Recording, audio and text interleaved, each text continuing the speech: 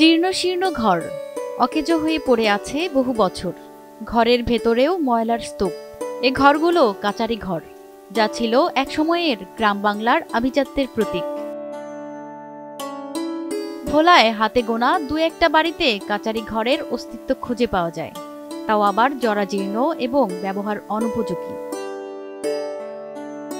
ঈশাখার আমলে কর্মচারীরা বাড়ির দরজায় অবস্থিত কাচারি ঘরে বসে খাজনা আদায় করতেন। সালিশ বিচার সহ গ্রামের সব সামাজিক কাজগুলো পরিচালিত হতো কাচারি ঘর থেকেই। বান্ডেল থাকলে প্রতি সেনমানিতে টাকা বাঁচবে। বিকাশ সেনমানি বান্ডেল কিনে জিতুন প্রতি লেনদেনে। কাচারি ঘর ঐতিহ্যবাহী। কাচারি ঘর থাকলে বাড়ির সৌন্দর্য বাড়ে। এই কাচারি ঘর দিয়ে মানুষ আগে লোডিং মাস্টার ছাত্ররা লেখাপড়া করতো। এই কাচারি ঘরে বাড়ির অতিথি মেহমান আসলে আগে কাচারি ঘরে থাকতো, পরে বাসায় ভিতরে ঢুকতো। এখন আর কাচারি ঘর দেখা যায় না। বিচার সালিশি হইতো বা বিভিন্ন মেহমান আসলে তা বাড়ির ভিতরে জায়গা দিত না। আগের এটা ঐতিহ্য, তারা কাছারিতে রাখতো। এবং এছাড়া কাছারির আরো ছিল লজিং থাকতো আগে বেশি, ছাত্ররা থাকতেন, এমনকি অনেক শিক্ষকও। বাড়িতে কাছারি থাকতো এবং মসজিদ মাদ্রাসা স্কুলে থাকার একটা সিস্টেম ছিল আগের যুগে আর কি। পুরোনো আমাদের এগুলিই ছিল। জমিদারি প্রথা বিলুপ্তির পরও এদেশে প্রায় বাড়িতেই কাচারি ঘরের প্রচলন ছিল। আধুনিকতার ছোঁয়ায় ইট পাথরের গাঁথুনিতে একেবারেই বিলুপ্তির পথে এই কাচারি ঘর। বাড়িঘর দুয়ার বেশি গেছে, মানুষ বেশি গেছে, জনসংখ্যা বেশি গেছে। আগে তো কাছারি একটা ঐতিহ্য ছিল, এখন আর ঐতিহ্য নাই।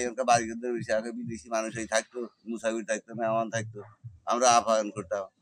অন মানুষ বেশি বাঘে অনেক কেওয়াটা কেওয়া জিগা না ভাঙে চুরি পরিথায়, এটা একটা রয়ে গেছে অনেক জিনিস। কাছারিঘর প্রত্যেকের বাড়িতে থাকতো বলতে এরকম না, বেশ কিছু বাড়িতে আগে কাছারিঘর থাকতো। এই কাছারিঘর থাকার একটাই গুণ ছিল, এখানে দূর দূরান্ত থেকে যারা কলেজে বিভিন্ন জায়গায় প্রতিষ্ঠানে পড়াশোনা করতে আসতো তাদেরকে লজিং রাখা হতো, বা কোনো বাড়িতে কোনো মেহমান আসলে তারা ওই কাছারিঘরে থাকতো, বাড়ির ভিতরে যাইতো না। বাড়ির বাইরে আঙিনায় অতিথি, মুসাফির, ছাত্র ও জায়গিরদের থাকার এই জায়গাটিকে কাচারি ঘর নামে চিনতেন এলাকাবাসী। কাচারি ঘরটি বাড়ির দরজায় ঘাটলার কাছে স্থাপন করায় বাড়ির সৌন্দর্য অনেকাংশে বেড়ে যেত। চারচালার টিনের অথবা ছনের ছাউনি দিয়ে বাড়ির সামনে তৈরি হতো এ ঘর। আধুনিকতা ও প্রযুক্তির ছোঁয়ায় গ্রাম বাংলার ঐতিহ্য বা আভিজাত্যের সঙ্গে সম্পর্কিত কাচারি ঘর এখন নেই বললেই চলে। জমিদারি প্রথা শেষ হলেও রয়ে গেছে এই কাচারি ঘর। অনেকে আসতো দূর দূরান্ত থেকে আসার কারণে মানুষ কাচারি ঘরে জায়গা দিত, ঘরে জায়গা দিতে পারতো না। অনেক মানুষের কারণে কাচারি ঘরটা উদ্বোধন হয়েছে, যে কাচারি ঘরে মানুষ থাকতে পারে, ঘুমাতে পারে, খাইতে পারে, এই জন্য মানুষ কাচারি ঘর বানাইছে। আগের যুগের মানুষে সব জায়গায় সব জিনিস পাওয়া যেত, এখন সব জায়গায় সব জিনিস পাওয়া যায় না, যুগ গেছে চেঞ্জ হয়ে।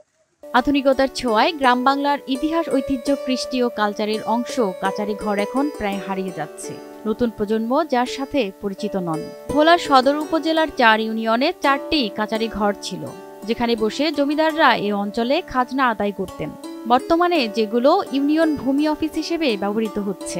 আগের এই কাচারিগুলোতে লোহার সিন্ধুক ব্যবহার করা হতো, যা এখনো ভোলা সদর ভূমি অফিসে পরিত্যক্ত অবস্থায় দেখা যায়। কালের বিবর্তনে কাচারি ঘর হারিয়ে গেলেও এর ঐতিহ্য ধরে রাখার কথা বললেন এই কর্মকর্তা।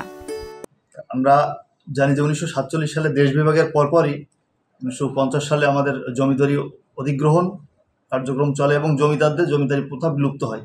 কিন্তু জমিদারদের যে কাছারি ঘর ছিল, খাজনা আদায় করতেন জমিদাররা, সিন্ধুক ছিল, পুরাতন আরও পুরাকীর্তি জাতীয় কিছু বিষয় তাদের ছিল অতীতের, দীর্ঘদিন ধরে তারা সংরক্ষণ করে রাখতেন।